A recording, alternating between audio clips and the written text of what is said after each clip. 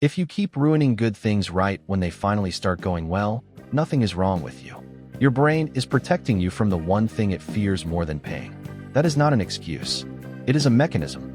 And once you see it, you can finally break it. You know the pattern. Things are going well. A relationship, a job, a plan, a version of your life you actually wanted. And then, quietly, you begin to wreck it. You pick the fight. You miss the deadline. You pull away from the person who was good to you. You reach for the thing that ruins it, almost like you cannot help it. And afterward, you ask yourself the same brutal question. Why does this keep happening? But here is the truth almost no one tells you. Self-sabotage is not you being broken. It is a protection system doing its job badly.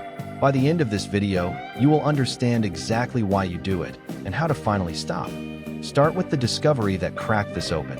In the 1970s, two psychologists, Edward Jones and Stephen Berglas, noticed something strange in people. They found that many people quietly create their own obstacles. They procrastinate, they drink, they pick fights, they show up unprepared. Not because they want to fail, but because it gives them an escape hatch for their self-image. They called it self-handicapping, and the logic behind it is darker and more human than it sounds. If you try your absolute hardest and still fail, that failure means something terrifying. Maybe you are simply not good enough. But if you sabotage yourself first, you get a story you can live with. You did not fail because you lack worth. You failed because you were tired, or distracted, or did not really try. The sabotage protects the one thing you cannot bear to lose. The belief that you could have, if only. So you burn the thing down to avoid finding out what happens if you gave it everything and it still was not enough. Now think about how often you have done exactly that. Held back right before the finish line. Sabotaged the chance so you never had to be measured by it. That is not laziness. That is fear, wearing a very convincing disguise. And have you ever noticed the timing of it? The sabotage almost never comes when things are going badly. It comes at the exact moment you start to win. The job offer is close. The person is falling for you. The goal is finally in reach. And that is precisely when you find a way to wreck it. Because failure you caused feels safer than success you might lose. But self-handicapping is only one piece. Because sometimes you ruin things that were already going perfectly, and that needs a deeper explanation.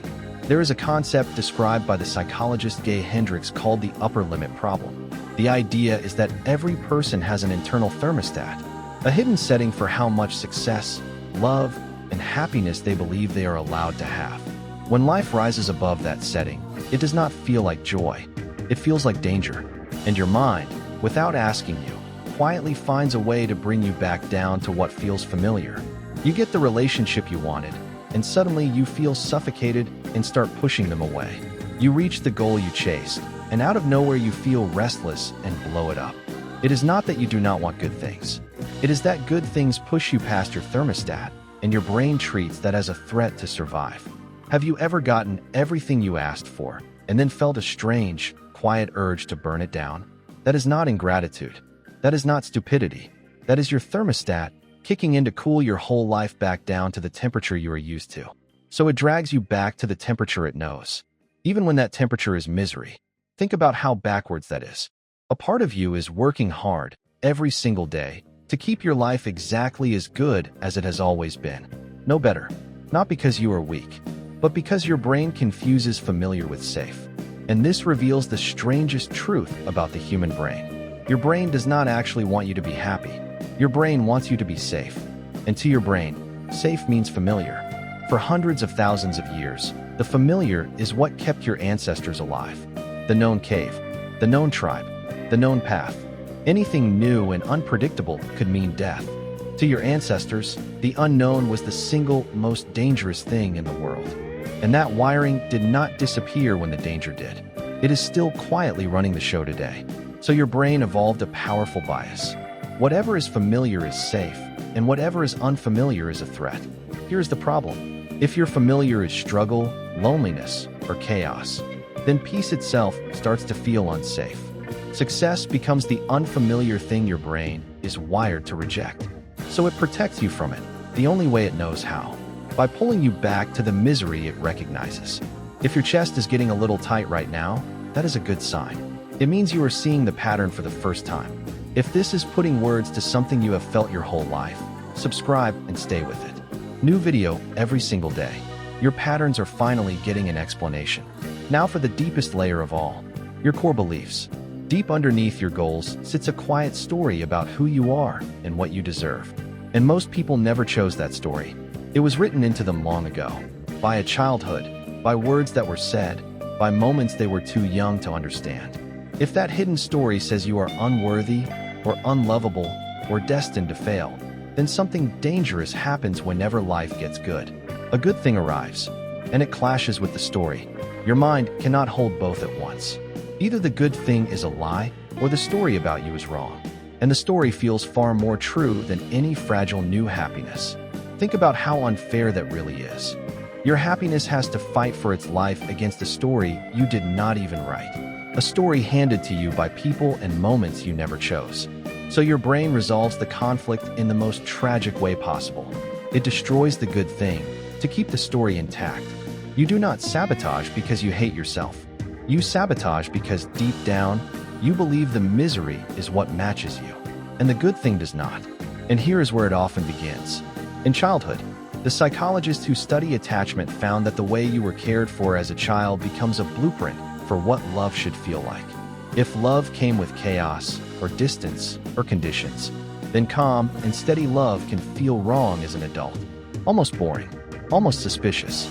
So when someone treats you well, a quiet alarm goes off. This is not what love is supposed to feel like. And you go looking for the chaos you were taught to call normal.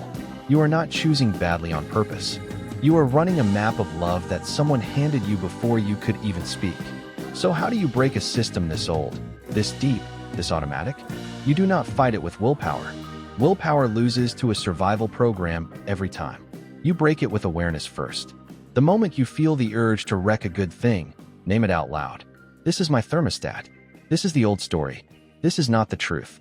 Naming it pulls the pattern out of the shadows, where it can no longer run you in secret.